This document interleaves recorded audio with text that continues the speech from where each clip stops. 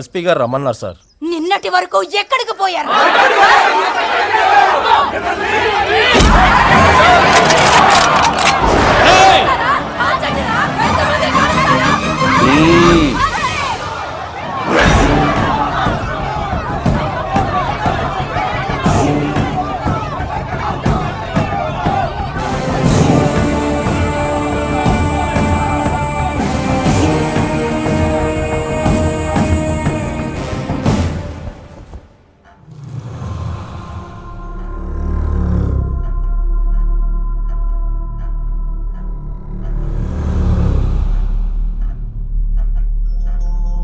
Doctor అయి ఉండి మీరు ఇలా చేయటం ఏంటి?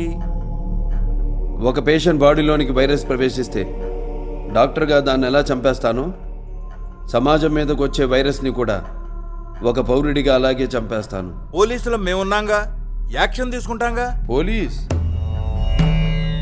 ఎక్కడ? కల్తీ జరిగిందని నిలదీసిన రైతుని అదే కల్తీ మందు నోట్లో పోసి చంపేస్తే నో పోలీస్. కాంట్రాక్టర్లను చంపేసి టెండర్లు పిలిచిన లేడీ ఆఫీసర్ని తీసుకెళ్లి రేప్ చేస్తే నో పోలీస్.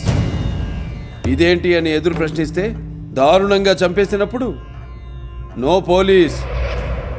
కల్తీ పాలకు 60 మంది పసి ప్రాణాలు గాలిలో కలిసిపోతే అయ్యా ఇది పరిస్థితి అని మొరపెట్టుకున్న ఆ తల్లిదండ్రులను ఓదార్చడానికి నో పోలీస్.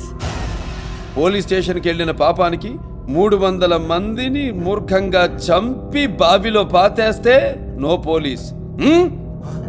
అప్పుడు లేవని నోరు ఆఫ్టర్ ఆల్ ఒక క్రిమినల్ ని చంపితే లేస్తుందే. సార్, వాళ్ళు ఈ ఏరియాలో మీలాగే పెద్ద ఫ్యామిలీ, మీకు తెలియందా? పెద్ద ఫ్యామిలీయా? మాలాగా? వద్దు, ఫ్యామిలీ చరిత్రల గురించి మాట్లాడొద్దు ఎస్పీ. చరిత్ర అంటే మాది. చరిత్ర సృష్టించాలన్నా మేమే, దాన్ని తెరగ రాయాలన్నా మేమే. వాళ్ళంతా బ్లడీ ఫూల్స్, ముర్రత జాతి. నో మోర్ ఆర్గ్యుమెంట్స్ ఎస్పీ గారు. మీ దగ్గర దాయడానికి ఏమీ లేదు. క్లారిటీగా క్లియర్గా చెప్తున్నా, తప్పు చేసిన వాడిని చంపేయడమే. No police. Guns are made of rules but not sword.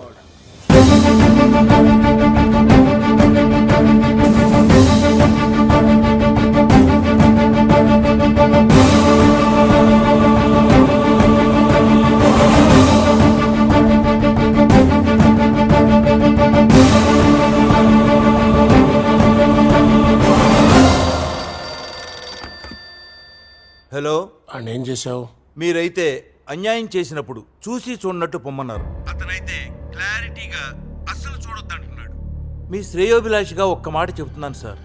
నా సర్వీస్లో నేను ఖమ్మంలో పనిచేశాను, కర్నూలులో పనిచేశాను, గుంటూరులో పనిచేశాను. చాలా మందిని చూశాను, కానీ ఫస్ట్ టైం ఒక సింహాన్ని చూశాను సార్. నరసింహాన్ని చూశాను సార్. ఉంటే జాగ్రత్తగా ఉండండి, లేకపోతే పారిపోండి. ఏం డాక్టర్, నరకడం అంటే సూది పొడవడమో కుట్లెయ్యడమో అనుకున్నావా? చూడు, ఒకవైపే చూడు, రెండో వైపు చూడాలనుకోకు. తట్టుకోలేవు, మాడిపోతావు.